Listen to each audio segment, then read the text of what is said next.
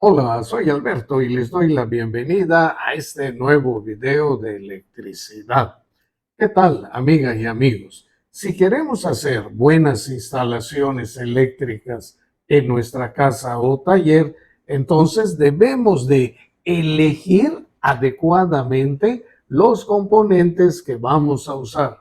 Y para ello necesitamos conocer y entender los dos principales elementos de la electricidad, que son el voltaje y el amperaje. Y eso es lo que vamos a ver en este video. Pero antes de iniciar, les pido que apoyen al canal con un like. Si no lo han hecho, suscríbanse y activen la campana de notificaciones. Bueno, pues sin mayores preámbulos, corre video. Inicio con el principal elemento y ese es el voltaje. ¿Por qué es el principal? Porque si no hay voltaje, no hay corriente eléctrica, no hay watts, no hay caballos de fuerza, no hay nada. En el primer video de esta serie les dije que la corriente eléctrica es un flujo de los electrones libres que tiene lugar en los materiales conductores, esto es, en los cables. Pero los electrones son muy flojos y para que se muevan en la cantidad y dirección que necesitamos, entonces debe de haber una fuerza que los haga ponerse en movimiento. Y esa es la definición del voltaje. El voltaje es una fuerza electromotriz, pero para que exista el voltaje, ¿ok? Debe de haber una diferencia de potencial eléctrico entre dos puntos. Esto de la diferencia de potencial eléctrico quiere decir que las cargas eléctricas deben de estar más concentradas, digamos, en un punto que en el otro. Bueno, si estos cables estuvieran conectados a la pared, pues esto sería corriente alterna. Y en la corriente alterna, los dos puntos serían el cable de fase y el neutro, ¿de acuerdo? Bueno, en el caso de las baterías, corriente directa o corriente continua, los dos puntos serían el polo positivo y el negativo. Para los amigos que no son de México, les aclaro que nuestra norma indica que el cable de fase debe ser de color negro y el neutro de color blanco. Para que podamos beneficiarnos de ese flujo de electrones, debe de existir un circuito que conecte los dos puntos con diferente potencial, ¿ok? No es válido unirlos directamente porque eso va a ocasionar un cortocircuito. Y si no elegiste bien la capacidad de tus interruptores, bueno, pues o se queman los cables o se quema tu casa. Aquí tenemos un circuito sencillo, ya lo conecté, y de este lado hay voltaje. Vengo con un detector de voltaje, ¿sí? Y efectivamente hay voltaje en esta sección, pero en esta no lo hay porque el interruptor está bloqueando el paso del voltaje. Presiono entonces el interruptor y el voltaje ya pasa, ¿ok? Eso hace que la lámpara encienda, bueno, y todo muy bien. Vengo, presiono de nuevo el interruptor y en este momento se vuelve a bloquear el cable del voltaje. Algo que es muy importante que entendamos es que puede haber voltaje, pero no corriente eléctrica, ¿de acuerdo? Pero no puede existir la corriente eléctrica sin el voltaje. El valor del voltaje se mide con un multímetro y sus unidades son los volts. Veamos ahora el amperaje. El amperaje es la cantidad de corriente que se mueve por el circuito. Voy a ponerles un ejemplo.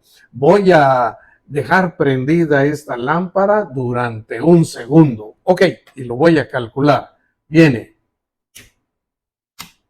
Si por cualquier parte de este circuito durante ese segundo pasaron 6.250.000.000.000.000 de electrones, entonces se dice que circuló una corriente de 1 amper. Bueno, 1 amper puede ser en algunos casos mucha corriente y en otros poca corriente. Por ejemplo, esta lámpara requiere de 500 miliamperes, medio amper. Esta otra de 200 miliamperes, la quinta parte de 1 amper. Bueno, pues entonces estas lámparas, digamos, requieren, por decirlo así, poca corriente, ¿ok? Bueno, en el caso de este router, trabaja con 5 amperes y este otro con 11 amperes. Bueno, ese otro definitivamente requiere mucho más corriente, ¿ok? Que este router de Palma. Bueno, ¿cómo pueden ustedes saber el valor del amperaje? Pues para eso pues se requiere sensibilidad, ¿ok? Pero mientras la desarrollan, pues pueden ver los datos de la etiqueta que tiene cada uno de los dispositivos eléctricos. El amper es la unidad de la corriente eléctrica y para medirlo se pueden utilizar los multímetros normales, pero es mucho más fácil con este tipo de multímetros que le llaman multímetros de gancho o amperímetros de gancho. En su momento, cuando les haga el video sobre cómo usar estos aparatos, estos instrumentos, pues ahí les va a quedar claro por qué es más fácil medir el amperaje con esta herramienta. Si bien los amperes nos pueden servir como un indicador de la potencia de un dispositivo o herramienta, bueno, para que hagamos esa comparación, se requiere que los dispositivos a comparar usen el mismo voltaje y sean de la misma tecnología. Por ejemplo, esta lámpara consume prácticamente poco más del doble de corriente que esta otra, pero esta es tecnología LED y esta es la tecnología de las lámparas ahorradoras. Tiene gas en su interior. Iluminan prácticamente igual, pero esta ahorra más corriente, ¿ok? Bueno, en el caso de estos routers, este usa 5 amperes y este 11 amperes. Los dos se conectan a 120 volts y sus motores usan escobillas o carbones, entonces son de la misma tecnología. Bueno, pues este router, ¿sí? Al circular por su interior prácticamente el doble de corriente que este otro, pues este tiene más fuerza, más potencia. Ahora, usar los amperes exactamente como potencia no es, digamos, el elemento adecuado. Para ello, tenemos entonces los watts, en el caso de dispositivos en general, y los watts nos llevan a lo que viene siendo los caballos de fuerza, que es como medimos la potencia de los motores eléctricos. Y esto de los watts y los caballos de fuerza lo vamos a ver también en un próximo video. Bien, amigas y amigos, en el próximo video ahí les voy a explicar los diferentes tipos de corriente alterna que podemos usar. Lo que viene siendo aquí en México la corriente monofásica, la bifásica y la trifásica.